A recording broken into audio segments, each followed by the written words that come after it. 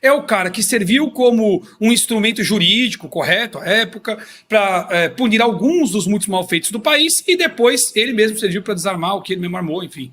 Daí a tristeza toda. Agora, esse caso aí, especificamente, a frase que bota o Moro nessa foi a seguinte: não, isso é fiança, ponto final. Instituto para comprar um habeas corpus do Gilmar Mendes, fecha aspas. Por esta frase, aos risos em ambiente domiciliar, portanto não foi ao público, foi no púlpito, não foi na internet, foi em ambiente fechado, eles estão ameaçando prender o Sérgio Moro e tirar-lhe o mandato. E sabe por qual crime? O crime de calúnia, que está no Código Penal. Tem um pequeno problema. Essa informação tornou-se pública em abril do ano passado. Portanto, a calúnia só ocorreu, a suposta calúnia só ocorreria, e veja que esta frase nem tem materialidade para ser calúnia. A calúnia é falsa acusação de crime. Qual foi o crime que ele acusou aqui? Não, isso é fiança. Instituto para comprar o habeas corpus do Gilmar Mendes. Qual é o crime que ele acusou aqui? Né? Ele nem chegou a afirmar diretamente. Qual é a acusação? Então, primeiro, não há materialidade, não há falsa acusação de crime. Já morreu aí, julgando o mérito. Mas eu não preciso julgar o mérito. Segundo o artigo 53 da Constituição, deputados e senadores são invioláveis, portanto inimputáveis, civil e penalmente, por quaisquer, reforço, quaisquer palavras, opiniões e votos. O Moro já era senador quando essa mensagem viralizou na internet, porque foi em abril do ano passado. E, portanto, ele já era inviolável penalmente. Para além do juízo de mérito, que não há, como podemos observar na frase, no contexto e no ambiente, ainda que houvesse no mérito a calúnia, o Moro não pode ser julgado por isso. O que nós estamos vendo é, obviamente, uma cassação política. E veja que o Moro nem é uma figura política com a qual eu simpatize. Mas, como legalista, me interessa a lei e não o quanto eu gosto ou não da vítima. E, neste caso, ele é uma vítima de perseguição jurídica, política, jurídico-política. No Brasil virou a mesma coisa. É exatamente esse o caso. E para o Senado que se atente. Isso é grave. Esta punição contra o Sérgio Moro por uma palavra em ambiente doméstico, e que nem foi ele quem divulgou, palavra sem materialidade, essa violação do artigo 53 pega aquela violação que eles fizeram com Daniel Silveira lá atrás e dá esta ferramenta, este precedente pragmático aberto contra o grandão bolsonarista e entrega este precedente à aplicação contra qualquer senador. Imagine que um senador talvez amanhã seja condenado por calúnia na esteira de Sérgio Moro, quando estiver comentando um possível impeachment de ministro do STF. Já pensou? Alguém pauta lá o impeachment de um ministro do STF que tenha causado a morte de alguém na cadeia, por exemplo, ilegalmente. E vamos imaginar que um senador diga assassino. Bom, pegando o precedente de Sérgio Moro, esse senador estará sujeito a ser julgado por calúnia. Afinal, o ministro não terá a condenação por homicídio. E sem a condenação por homicídio será uma falsa acusação de crime, uma calúnia. E ele pode ser preso, seguindo a esteira do Sérgio Moro, e perder o mandato. Então não se trata do Sérgio Moro, se trata da lei e do precedente que se abre e o risco que isto representa para o próprio Senado. Quanto mais o legislativo abaixa a cabeça para os abusos, abre mão de suas prerrogativas e ignora a Constituição, mais sujeito está ao mesmo avanço arbitrário que promove esses conflitos institucionais. É disso que trata o caso. É muito maior do que o Sérgio Moro, muito maior do que a rixa do Lula. Trata-se da Constituição Federal e de mais uma proteção dos legisladores contra aqueles que vêm concentrando todos os poderes, graças a este mesmo Senado, até este momento, impunemente. Perfeito, Diogo. Muito bem. A gente não pode normalizar, né? Independente de quem seja a figura que está sendo julgada, de que goste ou não goste, né? Trata-se de um caso de perseguição política, sim. E, enfim, a gente chega num ponto que a gente vai se acostumando com tantas pessoas sendo perseguidas politicamente que acaba normalizando e a gente tem que reforçar, né? Porque hoje é o Sérgio Moro, daqui a pouco pode ser outro, pode ser um senador de direita. Ontem era o Daniel Silveira. Ontem era o Daniel Silveira. E- Eles abrem o precedente com quem é menos humano, menos civil, aquele grupo que já está marginalizado na opinião formada pela desmídia e onde ninguém se importa. O que eles não percebem é que, na verdade, a direita não é o alvo do regime, nunca foi. A direita mal existe enquanto grupo político organizado. O Bernardo está se matando para abrir um partido. Não há direita do ponto de vista organizacional. A direita tem servido como um molde para a fabricação de ferramentas persecutórias que miram aqueles que realmente detêm poder. E quem são? Fisiologia política, é o centro. A imprensa, os aparelhados da imprensa, os institucionais, o CNJ já domina o judiciário. O que nós temos é a exploração da direita como menos humana para fabricar ferramentas para perseguir aqueles que detêm poder. E este é o caso do Sérgio Moro em um momento crítico, desgarçamento dos poderes, como aconteceu no caso da desoneração, atropelou o Congresso Nacional, passando vergonha, pedindo pedágio para manter o que ele tinha decidido. É neste ponto do processo em que eles abrem um precedente desse. Isto é gravíssimo. Isto pega a gravidade que já era enorme e aponta um canhão para o Senado, que agora precisa policiar o que fala. É como se, de repente, todo o Senado brasileiro se tornasse Alan dos Santos, se tornasse... Enfim, é isso que eles estão fazendo. E não se esqueçam que há poucos dias a Rede Globo colocou todo mundo que não é esquerda no mesmo pacote antidemocrático, supostamente antidemocrático, quando barraram, quando mantiveram, o veto 46. A Rede Globo disse, a centro-direita e a direita moderada se juntaram com a extrema-direita nessa votação antidemocrática, ou seja, tudo que não é esquerda. Percebam os movimentos, já estão desumanizando, já há o precedente. Até quando os senadores vão dormir, talvez, em cela esplêndida, e não em berço, né? Você lembrou, desculpa, você lembrou, Diogo, do Daniel, e eu lembro vocês também, há pouco tempo atrás foi alvo de busca e apreensão o senador Marcos Duval também, né? Outro senador. Então, que o Senado continue baixando a cabeça para esses tiranos, que logo, logo o Senado vai estar beijando o chão. É verdade. Olha só. Ou o que restar dele, né?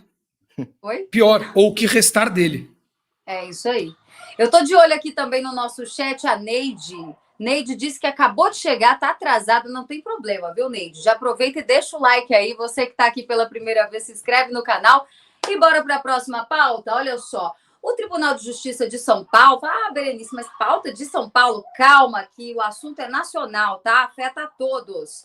O Tribunal de Justiça de São Paulo decidiu manter a próxima saída temporária de presos, que está prevista para o dia 11 de junho. Essa decisão foi tomada mesmo após o Congresso Nacional derrubar os vetos do presidente Lula, aquela proposta que acaba com as saidinhas em feriados e datas comemorativas. Bernardi, quero te ouvir, porque já na semana passada, o ministro André Mendonça jogou um balde de água fria e disse que, olha, a lei não pode retroagir. Então, o que foi aprovado vai valer para os presos a partir de agora. Ou seja, quem já tem o benefício das saidinhas vai continuar tendo, não é isso? E agora? O texto foi mal escrito? O que adiantou toda aquela briga na semana passada, né, para aprovar esse projeto de lei? Eu quero te ouvir em relação a isso. Eu acho interessante, né, a fala do André Mendonça, porque é um medroso, né? André Mendonça, que é uma coisa de louco. Mal acabaram de derrubar o veto do Lula, corre o André Mendonça para dizer, não retroage a lei. Isso aí, sabe? Aí hoje, logo cedo, eu vi a fala do ministro Flávio Dino, dizendo que nazista e fascista, se alguém for chamado, ele não vê que há um crime de calúnia chamar alguém de nazista ou fascista, porque não há pessoalidade. Então, se percebe que a esquerda avança, né? E a direita, que tem lá os seus representantes, pelo menos deveria ter, no STF, né? E o Mendonça está sendo medroso mesmo, em todos os momentos. Assim como eu tenho algumas restrições, né, a alguns ministros, mas o André Mendonça, como terrivelmente evangélico, não entraria no reino dos céus, porque não entram covardes no reino dos céus. Isso está escrito lá em Apocalipse. Então, a gente percebe que a Suprema Corte não é uma corte constitucional, é uma corte política, que analisa a Constituição conforme ela quer. A nossa Constituição tem 250 artigos e 141 emendas e 11 interpretações diferentes. A literatura, ou pelo menos o espírito da lei, que é aquilo que lá os constituintes, no ano de 87, anos de 87 e 88, escreveram, é o que menos importa. O que importa é o que os juízes, esses magistrados, querem. E aí você percebe que aqueles que deveriam ter coragem para defender a lei são medrosos. Pois é. Mário Robert, parece que não dá para acreditar, né? Por que ninguém pensou nisso antes? Fico eu mesmo me perguntando. Toda essa briga, PL das saidinhas, aí vem lá o secretário de Segurança Pública, né, o Derrite, que foi deputado, autor da proposta, vem de lá de São Paulo aqui para Brasília, fez de tudo para aprovar, e agora a gente descobre que todos que têm o benefício vão continuar tendo. Será que ninguém pensou nisso, gente? Olha, Berê, isso abre um precedente perigosíssimo, né? Já muitos aí espertões que saíam aí nessas saidinhas não voltavam para a prisão. Simplesmente saíam, fugiam e não voltavam, não retornavam mais. Agora, sabendo eles que possivelmente essa será a última vez, vamos aqui na lógica, pela lógica, seria a última vez que eles iriam sair. Então, aquela pequena porcentagem que não voltava já começa a aumentar a porcentagem, né? Chegar aí, quem sabe, a 99% dos presos voltar, né? Porque um ou outro que quer realmente ser socializado, que quer realmente se ajustar na vida social novamente, esse vai voltar. Mas e os outros? Vai falar assim, bom, eles vetaram eles derrubaram o veto do nosso querido chefe. Então nós não precisamos voltar mais, porque senão a gente não sai mais. Então abre um precedente muito perigoso e ainda esperar que o nosso judiciário novamente cumpra a Constituição é algo que está assim longínquo, né? Nós não conseguimos analisar hoje o judiciário como seguindo a Constituição, como seguindo a lei, como aqueles que realmente asseguram o cidadão, né? Dão a segurança necessária para que o cidadão possa viver em paz. É realmente uma lástima isso que aconteceu e tomara que a gente consiga vencer. A gente comemorou pouco tempo, né? Há pouco tempo a gente estava comemorando e agora vem esse balde de água fria. Foi mais tempo de luta do que de comemoração. Tem que ir para não chorar. Verdade. Bom, Diogo, o fato é que o Tribunal de Justiça de São Paulo também praticamente acompanhou o entendimento do ministro André Mendonça e no próximo dia 11 de junho, todos por lá no estado de São Paulo, que já tinham o benefício, vão poder sair, né? Agora, isso é grave que o Mário Robert está falando, e pode ser mesmo o índice de pessoas, né, de presos que não vão retornar. Você acredita que pode aumentar? Ah, sem dúvida. Se bem que esse preso que o Mário Robert citou aí, que quer ressocializar e que vai voltar direitinho, ele é tipo eleitor do Lula. Até deve ter, mas a gente não acha, né? Assim, enfim, toda sorte. Eu vou dizer o seguinte, são dois aspectos diferentes a se avaliar aí. Uma coisa é esse papo de retroagir a lei ou não, é um assunto, e a manutenção das saidinhas já previstas é outro assunto. Há um período que a lei exige de 45 dias para que a referência da lei de execuções penais, que é o que foi alterado, a LEP, mude. Então, ela não muda imediatamente. A aprovação é imediata, mas a mudança na aplicação desta referência demanda 45 dias. O que significa isso? Que depois da aprovação no Congresso Nacional, em um período de 45 dias, todos os pedidos de saidinhas que forem solicitados ainda serão atendidos sob os critérios da lei que estava vigente antes da aprovação no Congresso Nacional. Depois de 45 dias, aí muda a referência. Então, provavelmente, esta decisão no Tribunal de São Paulo, não li a decisão, mas eu imagino, creio estar alinhada com este caso. Até porque o Supremo Tribunal Federal acho que ainda não meteu totalmente o bedelho no assunto, né? Meio que botou o bedelho no assunto. Então eu imagino que esteja relacionado a isso. O outro assunto é essa história de retroagir ou não. A lei só retroage pro réu. É verdade. Porém, a mudança não é no Código Penal. Não está relacionada à pena que é atrelada ao indivíduo. Não há, portanto, sequer o critério de retroatividade. A Lei de Execuções Penais é uma referência para a aplicação da pena. Então, quando é que você olha a referência? No momento em que se solicita o benefício. Então, qual é a Lei de Execuções Penais? Não no momento que o sujeito é condenado, mas no momento em que você pede o benefício. Por isso, inclusive, os 45 dias. Então, é no momento que se pede o benefício e não no momento em que é condenado. Como a Lei de Execuções Penais não está atrelada à condenação, não está atrelada à pena, não é uma lei do Código Penal, que é o que a Constituição prevê que não possa retroagir se não for pró-réu, não cabe esse papo de retroagir ou não.